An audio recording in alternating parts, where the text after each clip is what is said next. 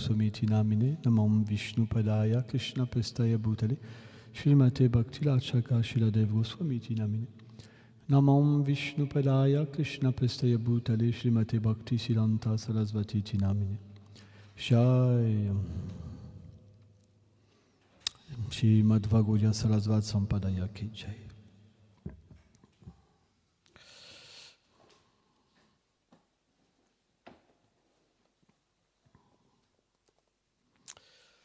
Tadvidi Prayipastena Sevaya Upadet Shantite Ghana Ginata Vadalshila.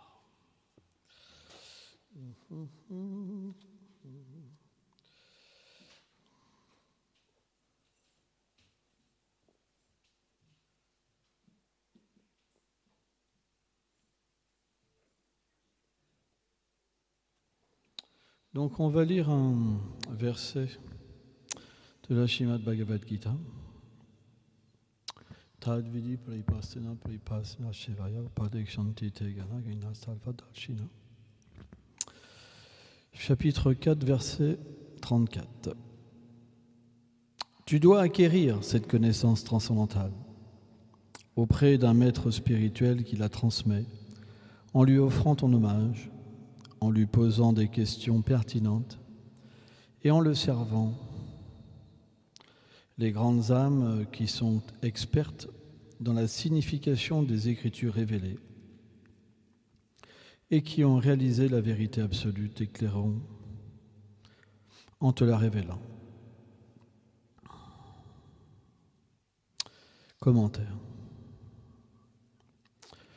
Selon Srila Vishvacharya Thakur, Shri Krishna énonce ce verset afin d'enseigner comment cette connaissance peut être atteinte.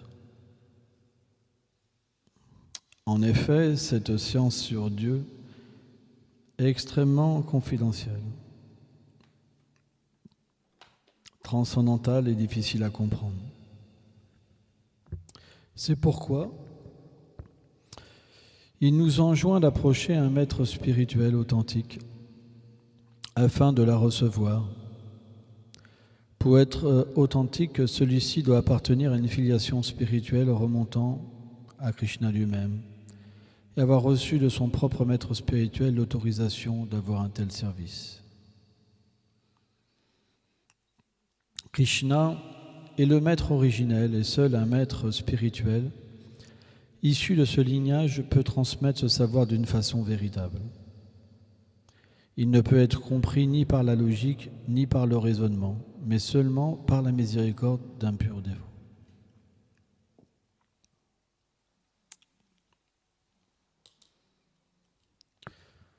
Alors on pourrait se dire, ok, c'est bien beau. Moi je suis une âme spirituelle. Donc l'âme, c'est expliqué dans la Bible, c'est dit même, l'être est fait à l'image de Dieu. Et dans la Brahma Samhita, c'est expliqué, Jvala Parama Krishna Satchitananda Vigra, Anade Adigo Vinam Savakanam Karanam. Ce Seigneur suprême est Satchit Ananda Vigra. Vigra, ça veut dire qu'il possède une forme, parce que nous avons une forme. Mais quelle est la nature de cette forme? Par exemple, nous, notre corps, il a un début, il a une fin. On rencontre plein de difficultés avec ce corps. Hier, j'ai rencontré quelqu'un qui était malade, par exemple, en phase finale. Pourquoi la maladie? Pourquoi ces difficultés mentales? Pourquoi quand il fait chaud, c'est pas facile, hein? Il y a quelques jours, il faisait 37 degrés. On peut se dire, moi, la chaleur, puis finalement, pas si simple. On commence à souffrir au bout de 2-3 jours. On commence à fermer les rideaux de la chambre pour avoir un peu frais, le ventilo, et encore, ça suffit même pas. Donc on se dit, on va peut-être acheter une clim. Donc on rencontre beaucoup de difficultés avec ce corps. Mais est-ce que Dieu lui rencontre de la difficulté? Il ne serait pas Dieu. Vous comprenez?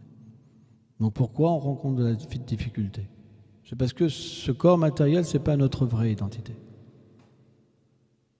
C'est pourquoi la Le savoir de la Bhagavad Gita commence par comprendre la nature du soi, qui nous sommes. Nous sommes l'âme qui habite dans le corps. Or, quand ce corps devient usé, on change de corps. De la même manière qu'on change de vêtements quand il est usé. Donc on pourrait se dire, mais à quoi ça sert ? Vous savez, moi je rencontre beaucoup de personnes qui souffrent. J'ai rencontré tellement de gens qui souffraient, mais vous ne pouvez même pas imaginer, ça ne se voit pas. Ces personnes-là, même, elles ont même un beau sourire. Elles sont bien habillées, elles gagnent de l'argent. Elles ont même parfois des postes importants. On ne voit rien du tout. Et quand vous leur dites la première fois si ça va, vous dites oui, oui, tout va bien. Je suis super heureuse. Et puis parfois, elles reviennent 15 jours après et elles vous déballent le paquet. Eh bien, je peux vous dire que c'est impressionnant. On ne pouvait même pas des fois imaginer que les gens pouvaient souffrir comme ça. C'est terrible. Si on devait avoir une vie éternelle dans cette condition-là et accumuler tous ces échecs dans notre vie, ce ne serait pas facile.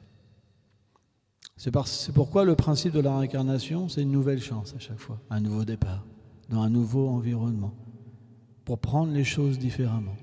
Parce que l'expérience du passé est là. La Bhagavad Gita explique qu'est-ce qui recouvre l'âme.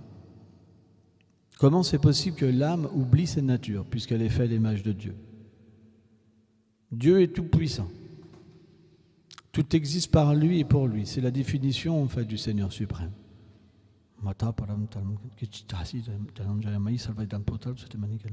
Tout repose sur lui comme des perles sur l'infime.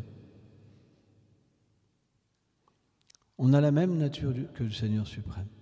La seule différence, c'est que lui, il est tout-puissant et nous, on est infime. L'âme, elle est infime. Or, quand on fait un mauvais arbitre, un mauvais usage, de ce libre arbitre, qu'est-ce que ça veut dire, mauvais usage ? Prendre la place qui ne nous appartient pas.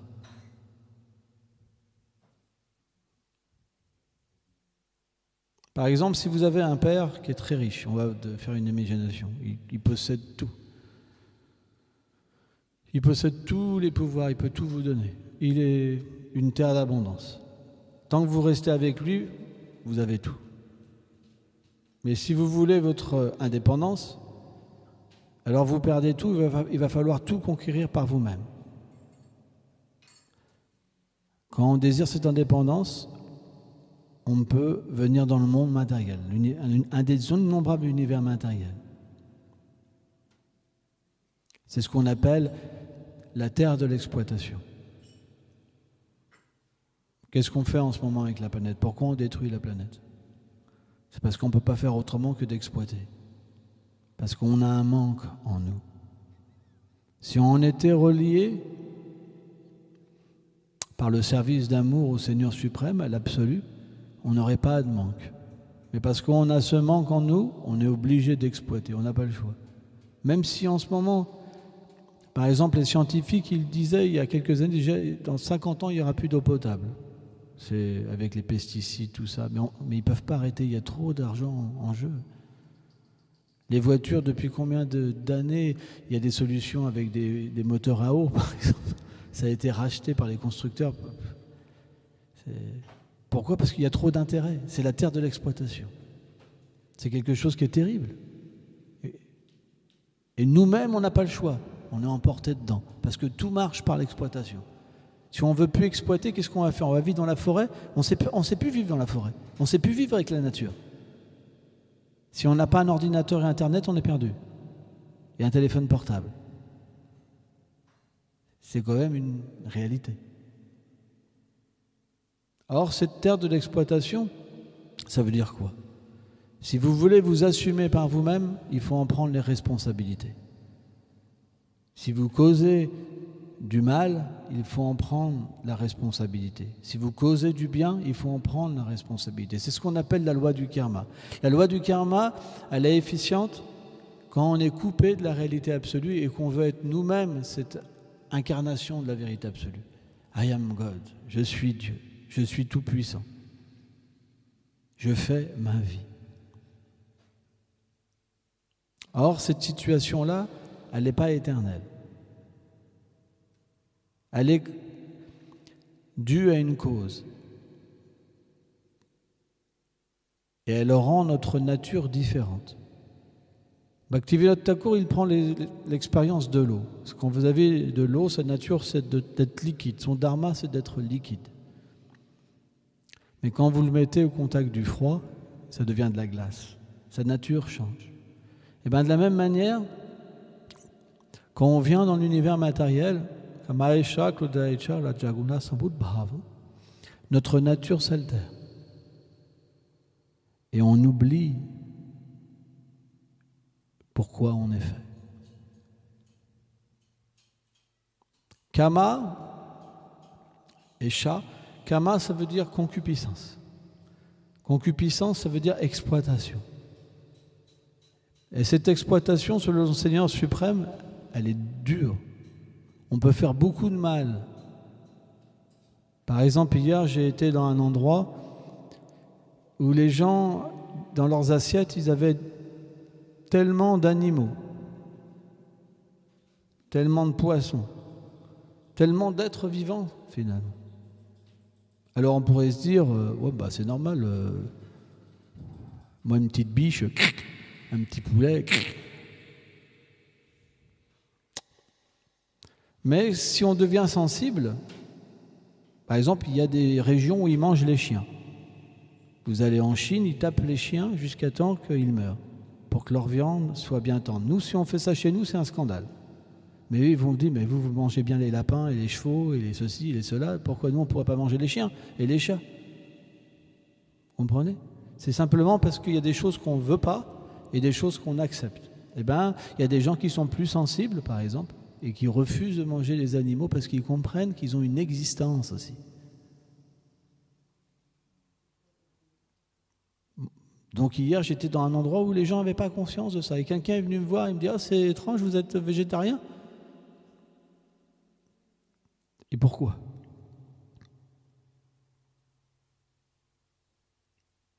Mais comment on peut répondre si quelqu'un n'a pas la sensibilité? On arrête de causer la souffrance aux êtres vivants quand la sensibilité vient en nous. C'est pas possible sans ça. Donc quel est le but de notre vie? C'est redevenir sensible. Et comment on peut devenir sensible? En étant relié à la vérité. Par exemple, ce verset que j'ai lu,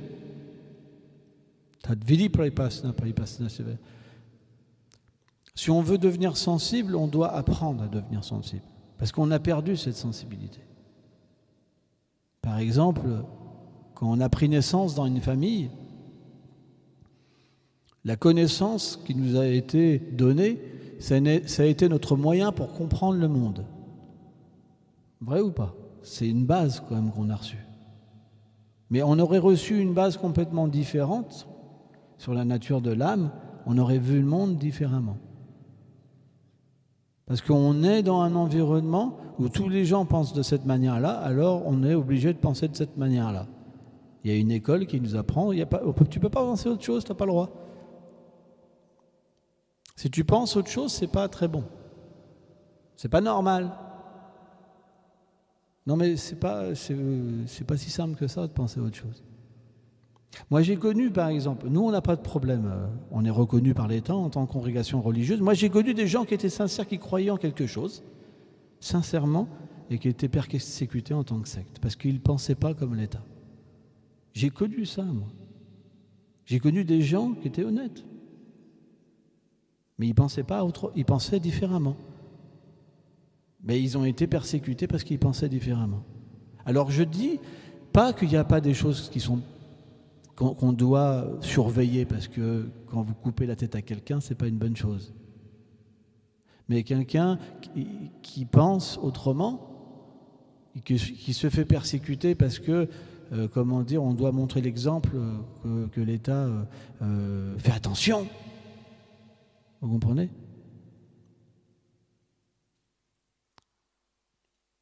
Donc c'est très difficile de penser autrement. Quand vous pensez autrement, vous pouvez avoir votre famille qui vous rejette, vos amis qui vous rejettent. Moi, j'ai connu ça, personnellement. C'est difficile d'aller vers la lumière, vers la vérité. C'est tellement difficile d'aller vers l'amour. C'est tellement difficile. Donc, à un moment, on trouve cet équilibre dans notre vie. Parce que quand vous dites aux gens du direct, les gens, ça leur fait, c'est pas quelque chose qu'ils aiment, et puis vous devenez leur ennemi. La vérité, ça veut dire quoi ? Ça veut dire une intelligence nous est donnée pour donner quelque chose qui est bon, quelque chose qui est équilibré par rapport à la conscience des gens. Donner à une personne ce qui peut l'épanouir. Et pas tout un cortège de manifestations du faux ego qui nous fait passer pour un saint ou je sais pas quoi, et qui écrase les gens et simplement nous met dans des querelles. Comprenez ? C'est pour ça, la fonction première, si on veut apprendre, on doit trouver quelqu'un qui nous apprend des bonnes choses. Pas des choses qui vont nous détruire, mais des choses qui vont nous faire comprendre notre nature véritable. Qu'est-ce que ça veut dire notre nature véritable ? Ça veut dire comprendre la nature des autres. Quand on comprend qu'on est l'âme, on ne fait pas de discrimination entre telle carapace qui recouvre l'être, un scarabée, l'herbe, un être humain, un noir, un jaune, un vert, un rouge, un blanc. Quelqu'un qui sent mauvais, quelqu'un qui sent bon, quelqu'un qui est intelligent, quelqu'un qui est bête, quelqu'un qui est riche, quelqu'un qui est pauvre. On voit la vérité. Si un maître ne nous apprend pas à voir la vérité, alors il doit être rejeté. S'il nous dit « t'es le meilleur », on est les meilleurs, les autres c'est des mécréants, on va les tuer. Ça, on n'accepte pas. Mais s'il nous apprend à comment nous relier avec la vérité absolue, alors naturellement, cette connexion va faire que notre réalité va prédominer en nous. Or, quand cette réalité prédomine, l'âme, alors tout ce qu'on a entendu avant et tout ce qu'on entendra après dans ce monde, ça ne nous touche pas, parce que la vérité ne peut pas être touchée. Et naturellement, on trouvera le juste moyen pour aider les gens. De la même façon qu'on s'est fait aider, de la même manière on aidera, mais sans détruire les gens. D'une manière non sectaire. Le sectarisme n'existe que parce qu'on n'est pas avancé spirituellement. Quand on est loin de l'âme, le sectarisme existe. Quand on est proche de l'âme, on peut comprendre que chacun voyage dans ce monde. Chacun voyage. Et dans ce voyage, le Seigneur réciproque avec la conscience des êtres. Donc en ce moment, tout le monde sert le Seigneur suprême, directement ou indirectement. C'est expliqué qu'il y a deux énergies qui agissent dans l'univers matériel. Maya Dakshana Prakriti. L'énergie matérielle, bien sûr, parce que tout est constitué d'énergie matérielle. Mais cette énergie, elle a une fonction aussi, Mahamaya. C'est de recouvrir le savoir des êtres vivants pour qu'ils puissent avoir cette expérience. Parce que sans ignorance, avidya, on ne peut pas oublier notre nature. C'est pas possible. Parce que l'âme, elle est antimatière. Elle n'a jamais né, elle ne mourra jamais, elle n'a jamais eu de commencement, elle est éternelle, c'est quelque chose qu'on ne peut pas comprendre avec l'effet du temps. Qu'Allah agit sur nous, l'effet du temps.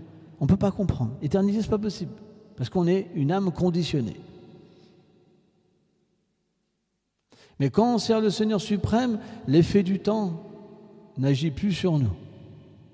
L'effet des trois gunas, les trois modes de la nature matérielle, la passion, l'ignorance et la vertu, n'agit pas sur nous.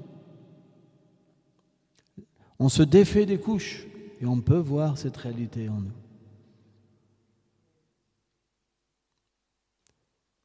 Or, quand cette réalité se manifeste, elle se manifeste par l'effet de cette même énergie Mahamaya qui s'inverse et qui devient ce qu'on appelle Yogamaya, l'énergie interne, et qui relie l'être au Seigneur suprême.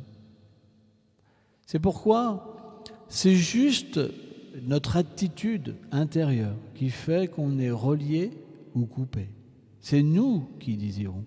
Or, dans ce voyage du monde matériel, chacun a des bonnes expériences et des mauvaises expériences.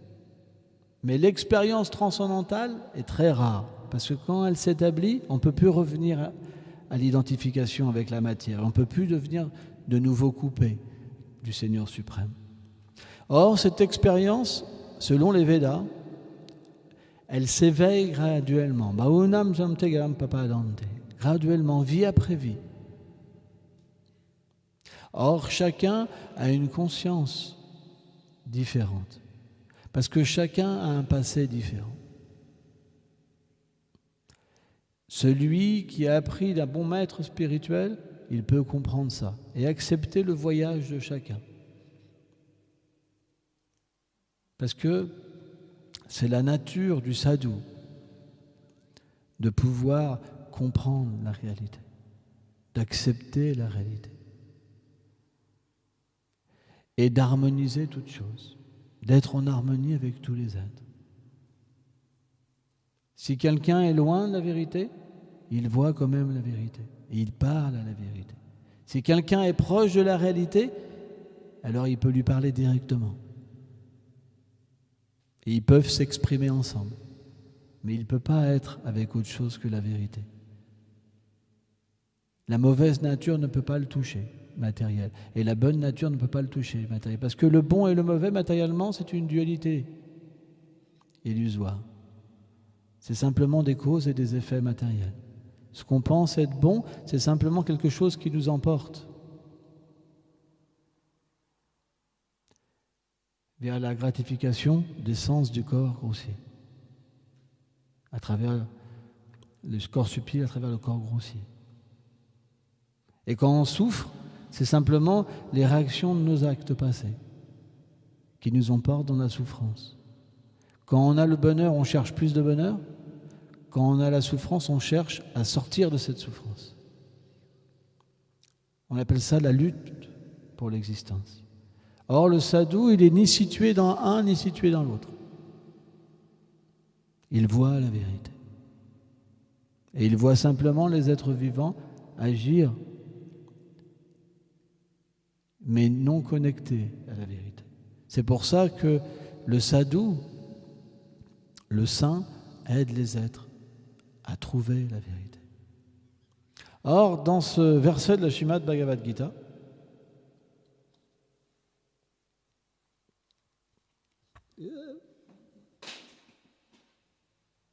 on va faire les lunettes à l'envers. Nouvelle technique. C'est expliqué qu'on doit approcher un maître spirituel en offrant son hommage, en lui posant des questions et en le servant. Pourquoi ? De la même manière, si quelqu'un vous approche humblement pour recevoir de l'aide, vous donnerez vos richesses de votre cœur. Parce que cette personne, elle a besoin de vous, elle est sincère.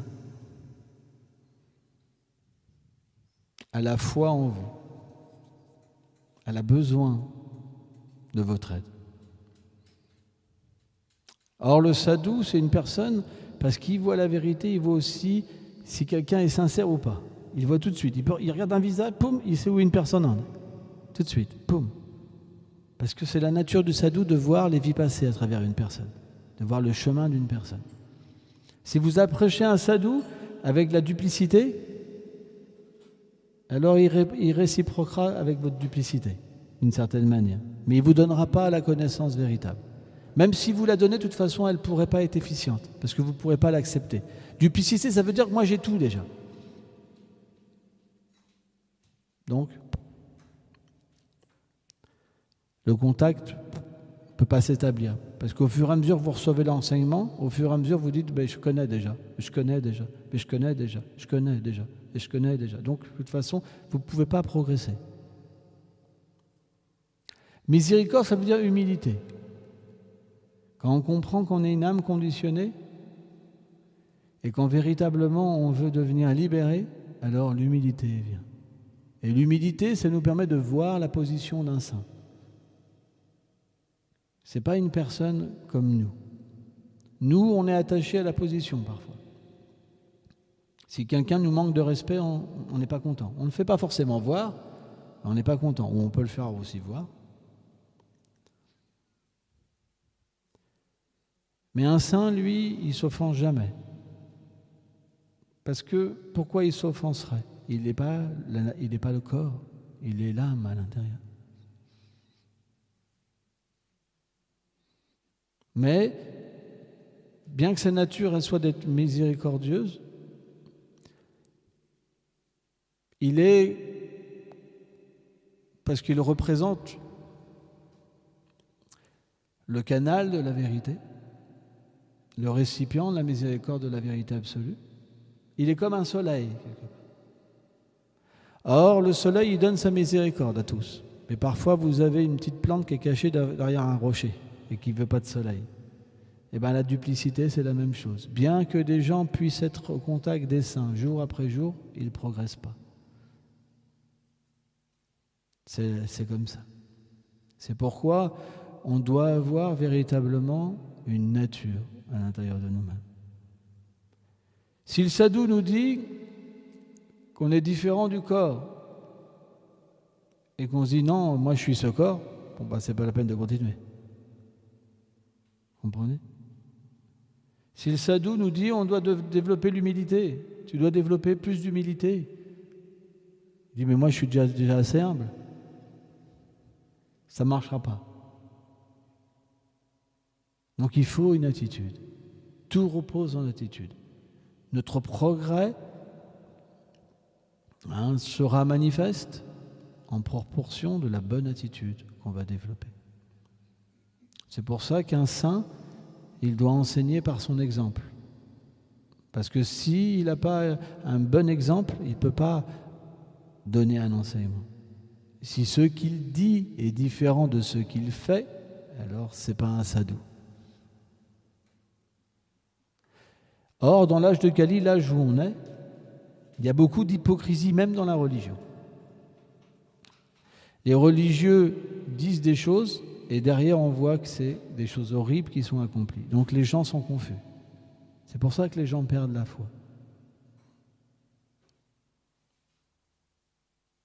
Comment vous voulez avoir foi dans quelqu'un qui parle de quelque chose, mais qui fait tout l'inverse derrière ? C'est pas possible. Et vous-même, vous suivrez pas. Si vous suivez l'exemple, de toute façon, vous n'avez pas le choix, vous êtes obligé d'avoir la même chose, la même duplicité. Ça veut dire que vous allez parler, mais extérieurement, vous allez faire l'inverse.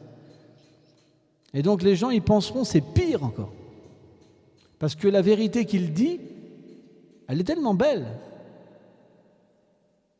Mais ce qu'il fait, c'est comme une tache noire sur un drap blanc.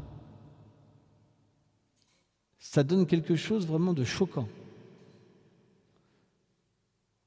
C'est pourquoi représenter Dieu, c'est très difficile. Avoir un habit de sadhu, c'est quelque chose qui est très difficile. Parce que ça vous oblige à véritablement avoir un travail sur vous 24 heures sur 24. D'être véritablement un serviteur. Qu'est-ce que c'est un sadhu? C'est un serviteur, ce n'est pas un maître. En fait, on dit maître, c'est une façon de parler. Mais un véritable maître, c'est un serviteur. Parce que la nature de l'âme, c'est d'être un serviteur. C'est la nature féminine de l'âme. C'est d'être un serviteur. Donc, qu'est-ce qu'enseigne un saint? Cette attitude favorable, c'est d'être un serviteur. Serviteur du Seigneur, serviteur de tous les êtres. À moins d'établir cette propension en nous, quelle nature va être notre agissement? Un maître, qu'est-ce qu'il fait? Il veut les choses pour lui, quand ça ne va pas. Vrai ou pas? Donc quand vous avez comme ça des chefs religieux, que les gens pensent qu'ils sont purs, mais qu'ils ne sont pas purs, c'est la catastrophe. Les livres, ils sont interprétés d'une manière terrible. Et on voit toutes les guerres de religion, toutes ces choses-là sont faites parce qu'il n'y a pas de qualification dans les meneurs. Les meneurs ne sont plus des serviteurs. Mais ils sont des serviteurs de leur sens, de leur pouvoir. Ce n'est pas Dieu qui servent. Ils servent simplement leur intérêt, au nom de Dieu. C'est pourquoi être un véritable serviteur, c'est quelque chose de difficile, vraiment difficile. Vouloir être le dernier, vouloir être le plus petit, c'est difficile. C'est le combat le plus difficile. Et il faut vraiment tout sacrifier pour être un véritable serviteur. Le sacrifice, il doit être total. Vous n'avez pas le droit de vous mettre en colère même contre une personne qui vous veut du mal. Vous devez être miséricordieux. Vous devez vouloir le meilleur pour celui qui vous veut du mal, parce que vous avez l'exemple à donner. Vous êtes un serviteur des êtres vivants. Donc, c'est pas si simple de se relier.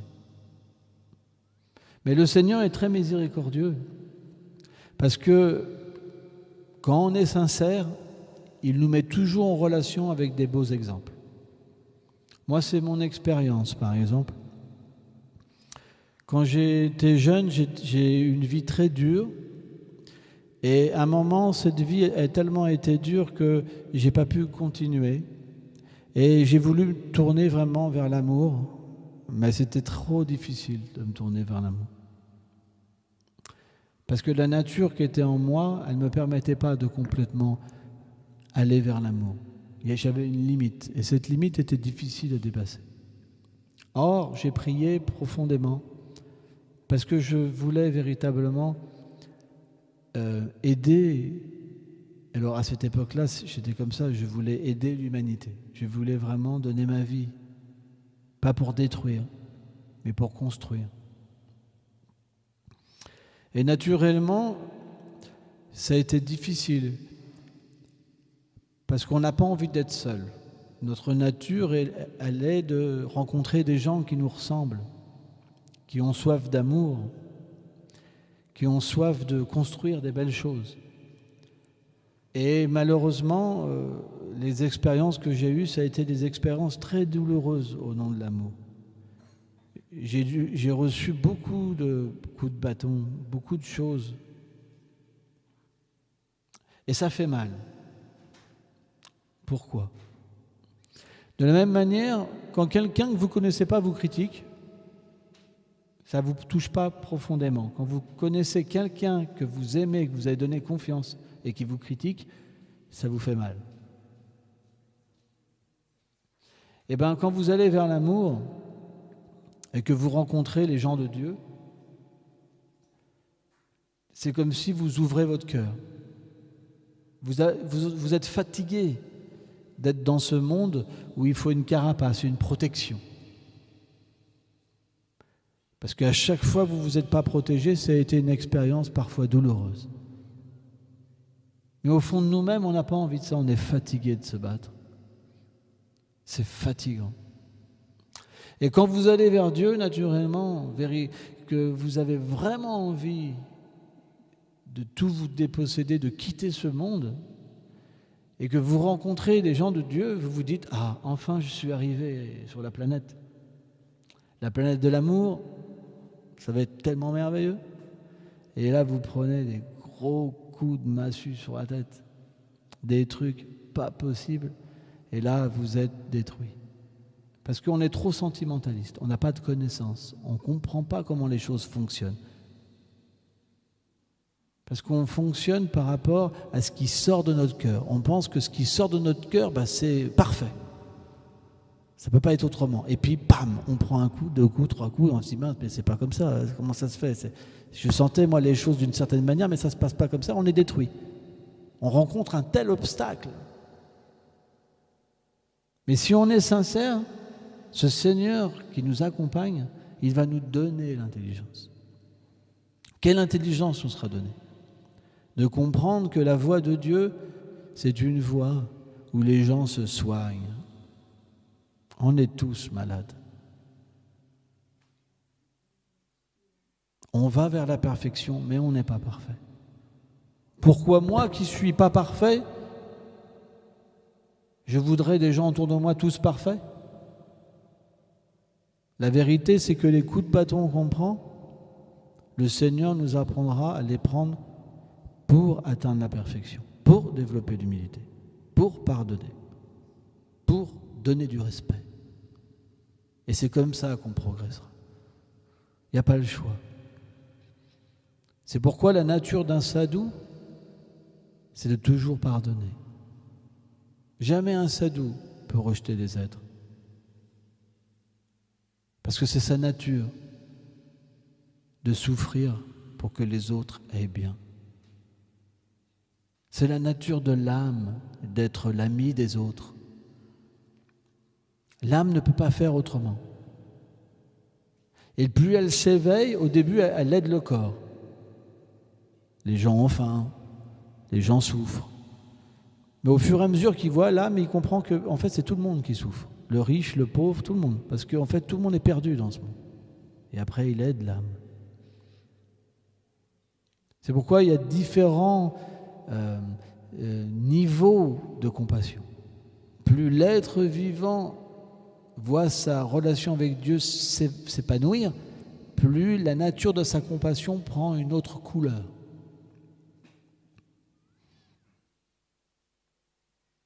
Mais tous les hommes de Dieu ont pour nature de se sacrifier pour les autres. Ils ne peuvent pas faire autrement. Parce que c'est la nature de l'âme. Vous prenez Mère Teresa, vous prenez tous les gens célèbres, ils ont sacrifié leur vie pour les autres, à différents niveaux. On voit par exemple l'exemple de Jésus. Jésus est venu pour accomplir le sacrifice ultime, pour montrer aux êtres vivants la nature du sadhu. Sakyaveshavata, une personne mise en pouvoir par le Seigneur suprême, investie du pouvoir du Seigneur suprême. Il nous montre la nature du sadhu. Quelle est la nature de l'abandon ? Il savait que les bourreaux allaient venir, mais il est resté, parce que le Seigneur lui a dit.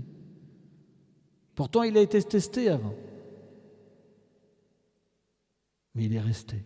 Il savait exactement ce qui allait se passer. Est-ce que nous, on resterait si on allait nous planter des clous ? Imaginez-vous, le degré d'abandon qu'il faut, le degré d'amour, c'est inimaginable. Et qu'est-ce qu'il a fait au final ? Il a pardonné.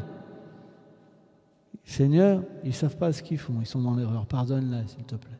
Moi, j'ai rien contre eux. Je suis simplement là parce que tu l'as voulu. Et c'est tes instruments, Seigneur. Voilà la vision d'un sadhu. Il sait que tout bouge par la volonté du Seigneur suprême. Parce qu'il est pur. On ne peut pas imiter des choses comme ça. C'est pour ça que quand des êtres comme ça viennent, ça devient tellement populaire. Et pourquoi ils viennent ? Pour qu'on suive leurs traces, pour qu'on suive leurs enseignements. Parce que s'ils ne venaient pas, on serait perdu. C'est pour ça, c'est comme des bergers. Et nous, on est comme des moutons. Qu'est-ce que c'est un mouton? C'est quelqu'un qui il suit les autres. Il n'y a pas le choix.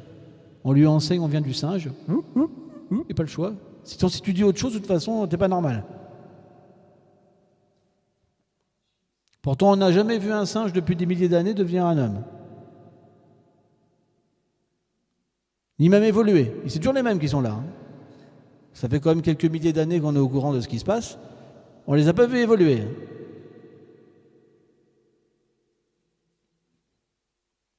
Mais ils sont balèzes quand même. Si je vous demande, madame, il y a 6 mois, à cet instant près, qu'est-ce que vous avez fait? À cette seconde près, vous allez me répondre quoi? À cette seconde près, qu'est-ce que vous pensiez? À moins que vous me mentiez, c'est pas possible de savoir. Si je vous demande, il y a 500 ans, qu'est-ce qui se passait sur Terre? Il y a 50 millions d'années. Il y a 50 milliards d'années. Vous comprenez? C'est qu'on est dans un monde de gens qui trichent. Et c'est pour ça qu'on est perdu. Et c'est pour ça qu'on doit montrer un exemple. Parce que si on ne montre pas l'exemple, avec le Seigneur suprême, avec la vérité, alors les gens y croient dans des choses qui sont complètement absurdes. Seul le Seigneur peut donner la vérité parce qu'il est parfait et il crée. C'est pour ça qu'il peut se révéler, parce qu'il est tout puissant. S'il y a de tels exemples, c'est qu'il existe quelque chose de supérieur. Vous pensez que Jésus il s'est fait crucifier parce que c'était un simple d'esprit? Il avait que ça à faire?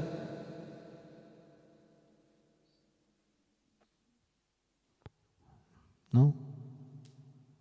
C'est parce qu'il est venu sur terre, par exemple, pour enseigner. Ce n'était pas quelqu'un qui était une âme conditionnée, c'est quelqu'un qui est venu pour une mission particulière. Et naturellement, on est redevable envers Jésus. Comme on est redevable envers d'autres, on n'est pas sectaire.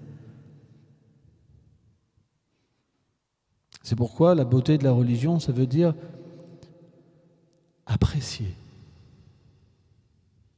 reconnaissance. Quand cette dette vient en nous, alors on cherche à la rembourser. Comment? En donnant notre vie pour aider les autres. Et alors on devient un sadhu. Un sadhu, c'est quelqu'un qui ne prend rien pour lui, même pas un centime. Rien. Parce qu'il comprend que tout appartient au Seigneur suprême. Tout est son énergie. Vous ne pouvez pas vous approprier quelque chose qui n'est pas à vous. Ça ne vous appartient pas. Qu'est-ce que c'est le monde de l'illusion? C'est quand on sépare la vérité, qui est partout, et on dit, il n'y a pas de vérité, c'est ma propriété. Alors à ce moment-là, on est dans une prison. On appelle le monde matériel. Mais pour sortir de la prison, alors c'est comme un prisonnier qui rend tout ce qu'il a volé. Et qui dit, je regrette. À ce moment-là, alors on sort de la prison et devient une âme libérée. C'est pour ça, sans cette attitude-là, si vous pensez que vous êtes une femme, vous êtes un homme, que c'est votre chez-soi, que c'est mon fils, ma fille, ceci, mais en fait, tout ça, c'est des illusions. Parce que de toute façon, quand vous allez mourir, tout sera disparu, tout vous sera repris. À moins d'avoir cette attitude du sadhu, vous serez emprisonné dans les conceptions, c'est mon ami. Si vous avez un ami, vous aurez des ennemis. Si vous avez un ennemi, vous aurez 2 ennemis, 3 ennemis, 4 ennemis, des amis, puis après c'est parti. Et dans cette vie, vous passerez votre temps à régler les problèmes, mais jamais à avoir la vérité. C'est pour ça que la vérité, elle ne peut pas être dans une circonstance où il y a la duplicité, l'hypocrisie, la folie. Et elles peuvent venir nous aider. C'est pourquoi on doit prier sincèrement. La prière, c'est quelque chose qui est très important. La prière, c'est universel. C'est le même Seigneur qui aide chacun. Sauf, selon nos voyages passés, on a une vision du Seigneur. On a une réalisation du Seigneur suprême. Parfois, ça nous permet pas de le reconnaître dans toute chose. Et parfois, quand on a fait un long voyage, alors on peut l'accepter partout où on va. C'est pour ça qu'on ne doit pas en vouloir aux gens d'être sectaires. C'est normal. Si le voyage n'est pas assez grand, quelqu'un qui a une petite foi, il pensera que Dieu n'est que dans sa chapelle. C'est la nature d'un voyageur qui n'a pas été assez instruit. On est tous passés par là. C'est pour ça qu'on ne devrait pas accuser les autres non plus, on devrait plutôt les comprendre. Parce que si on les accuse, ils n'ont pas de chance de changer.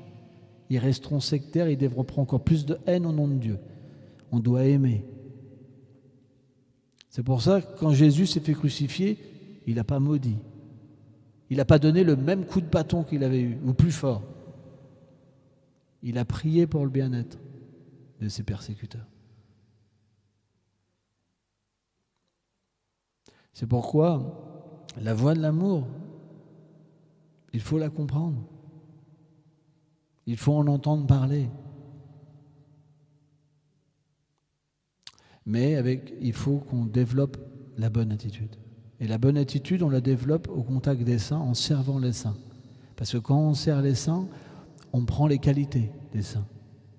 Les Védas expliquent qu'on est comme un joyau. On prend les qualités et les défauts des êtres vivants qui nous entourent. Dis-moi qui tu fréquentes, je te dirai qui tu es. Donc si on fréquente les saints, quand les saints y parlent que de la vérité. Et naturellement, cette vérité entre en nous sous la forme de la vibration sonore. Et quand cette vibration sonore touche notre cœur, alors en nous s'éveille une autre vision, une autre façon de voir le monde, une autre façon d'utiliser le monde. Et naturellement, on peut purifier notre cœur et progresser. Alors, souvent, la question qui nous est donnée, c'est « ouais, mais je ne vais plus être comme tout le monde, je vais être le petit gars au milieu, là. Moi, j'ai pas envie, ça me fait peur. » La spiritualité, ce n'est pas un truc d'allumé. La fausse spiritualité, ça vous déconnecte des uns et des autres. Mais la vraie spiritualité, vous avez bien les pieds sur terre, parce que vous voyez la nature véritable des êtres. Vous pouvez relationner avec tout le monde. L'intelligence vous sera donnée parfaitement. L'attitude vous sera donnée parfaitement. Vous serez comme un caméléon pour pouvoir aider tous les êtres vivants. Vous serez tellement parfait. Parce que c'est cette vérité qui donne l'intelligence à chacun. Que dire quand on la sert? Mais il faut être sincère. Si on n'est pas sincère, on fera peur aux êtres. Ils se diront « Waouh, ah ouais, waouh, il est allumé le gars. » Vous serez là. J'ai connu beaucoup moi de spiritualistes comme ça fait peur. Hein. Moi à un moment j'y ai même été un petit peu. Mais j'ai abandonné. Parce que j'ai vu que c'était pas la bonne solution, parce que les autres, ils accrochaient pas beaucoup, premièrement. Non, si on est sincère, on devient équilibré. On devient une bonne personne pour la société. On ne vole pas la société. On ne triche pas la société. Hein? On ne devient pas une arnaque transcendantale. Hein? J'ai vu ça, moi, dans un livre, un certain groupe, c'est de l'arnaque transcendantale. Vendre des choses sous quelque chose de faux, etc. Prendre des chaises roulantes, par exemple, pour faire croire que c'est pour les handicapés. On ne peut pas agir au nom de Dieu comme ça, c'est pas bon. Ça, c'est une preuve qu'il y a un problème. Parce que naturellement, Dieu, ça veut dire honnêteté. Ça veut dire le bon respect. Partout. Il doit avoir le bon respect pour la société. Peu importe ce qu'est la société, on doit avoir le bon respect. Et ce bon respect, naturellement, fera que les gens, ils voudront nous découvrir. Et s'ils vous découvrent et que vous êtes des bonnes personnes, ils voudront aussi vous ressembler. On n'a pas le choix que d'être des bons exemples. C'est dur, ça prend du temps. Moi, je me rappelle quand j'étais jeune dans la dévotion, je pleurais la nuit parce que ce que je disais, c'était différent de ce que je faisais. Et ça me faisait tellement souffrir. Parce que parfois, j'étais violent. Ça me faisait tellement souffrir. Parce que j'avais envie d'aider les êtres. C'était fort en moi. Mais ça me faisait tellement souffrir d'avoir tellement d'imperfections comme ça. C'était horrible. C'était démesuré, mon désir et ce qu'il y avait en moi. Et ça me faisait souffrir. Et je priais. Or, j'ai pu voir avec le temps que graduellement, une autre nature vient en nous.